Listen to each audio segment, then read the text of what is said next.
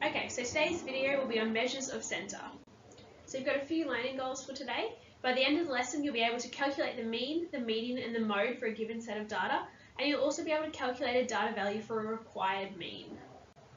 Okay, so what is a measure of centre? Well, the mean and the median are called measures of centre because they give an idea of the average or like the middle of a data set.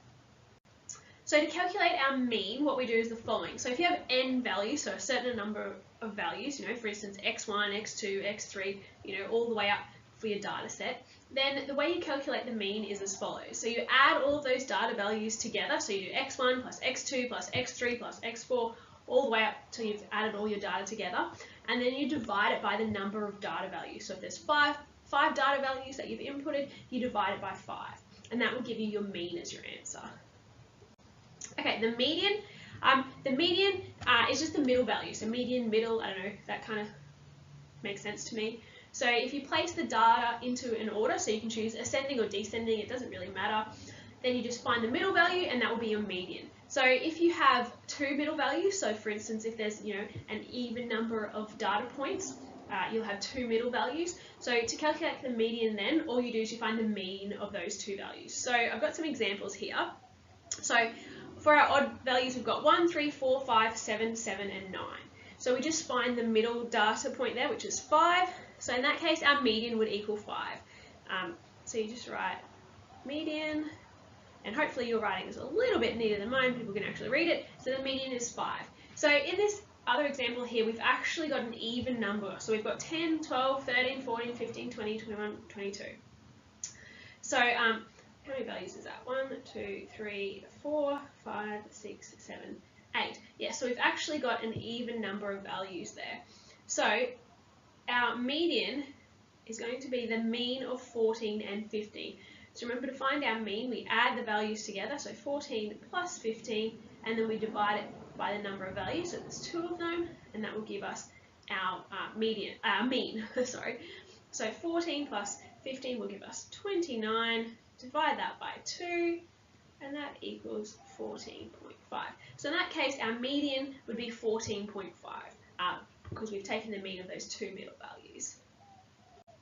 Okay, the next one we're going to learn about is the mode. So the mode is the most common value. So if you've given a lot of data points, for instance, 1, 2, 3, 3, 5, 2, 3, 4, 5, and you looked at that, the mode is the most common. So in this case, the mode would equal 3 because we've got the most values of 3 there.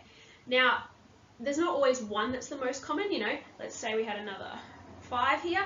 Now, 3 and the 5 are the most common. So in that case, we would call that bimodal. So it's got 2 modes. But if each value only occurred once, so there wasn't one that was the most common, we'd say there is no mode of this data. Sorry. Okay, so outliers.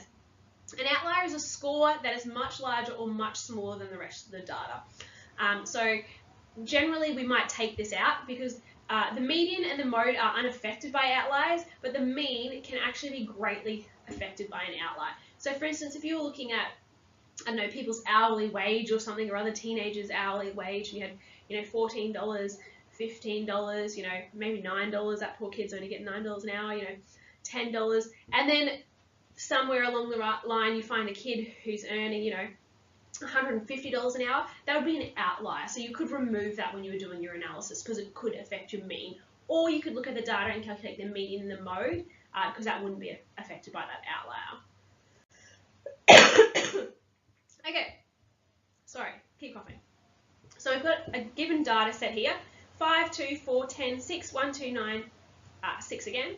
We have to find the mean, the median, and the mode. Okay, so we'll start off with the mean. So the mean is we have to add them all together. So the mean, we're going to do 5 plus 2 plus 4 plus 10 plus 6 plus 1 plus 2 plus 9 plus 6, and divide it by the number that there is. So there's 1, 2, 3, 4, 5, 6, 7, 8, 9 data points.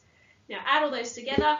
Obviously you could do that in your head, but I am going to cheat and use a calculator to make it quicker. 5 plus 2 plus 4 plus 10 plus 6 plus 1 plus 2 plus 9 plus 6. Okay, so that gave me an answer of 45. I'm going to divide that by 9. I can do 45 divided by 9 in my head. So our, sorry, our answer there is 5. So therefore our mean is 5. So our mean is 5. Okay, so the median is the middle value, remember, when we place them in order. So we're going to place them in ascending or descending, it doesn't matter. I'm going to go smallest to largest, so 1, I've used that. 2, 2, 4, 5, 6, 6, 9, 10. Okay, so there's 9 values, so our median will be the middle value, which is our 5th one. 1, 2, 3, 4, 5. So in this case, our median is actually 5 as well. That's pretty convenient. And the mode is the most common. So when we look at that data, we've actually got 2 modes, so it's bimodal, because the most common is 2. We've got 2 2s and we've got 2 6s. So the mode is bimodal, and it's 2 and 6. So there you go. We've worked out the mean, the median, and the mode for that set of data. Okay, another worked example. So the hours a shop assistant spends cleaning the store in 8 successive weeks are 8, 9, 12, 10, 10, 8, 5 and 10. Lucky her, that's a lot of cleaning. So the first thing it asks us to do is calculate the mean for this set of data. So the mean, we know we have to add them all together. Plus 9 plus 12 plus 10 plus 10 plus 8 plus 5 plus 10, and then divide it by the number of data points that we have. 1, 2, 3, 4, 5, 6, 7, 8. Okay, put that into our calculator, which I've already done. So it's 72 divided by 8, which gives us 9. So the mean for that data is 9. So the average amount of time she spends cleaning is 9 hours. Now, our next question is, how many hours would the shop assistant need to clean in the 9th week for the mean to equal 10? Okay. So in this case, we want our mean to equal 10. So how do we calculate the mean? Well, we add all the data together. So we've already got all those other weeks, so 72 for the first 9 weeks. Oh, was that 9? Oh, 8 weeks, sorry. So 8 weeks, and for the 9th week, we have to clean for a certain amount of hours that we don't know, so n. I'm just going to n for 9th week. And how many data points will there be? Well, there's the 8 weeks plus 1 for the 9th week, so that'll give us 9. And from there we can just use our algebra to solve. So we're going to solve this by multiplying, I should say, both sides by 9 to get rid of that 9. So give us 90 equals 72 plus n. And now we want to find n, so we're going to take 72 from both sides. 90 takes 72, 18 equals n. So that means in that last week she will have to clean for 18 hours. It's a lot of cleaning to make sure the mean equals 10. So hopefully you can see what I did there. I just kind of worked backwards. I knew what we wanted our mean to be. I knew what we currently had all our numbers adding up to be. We had to add an extra one. Hopefully you can see how that was worked through there.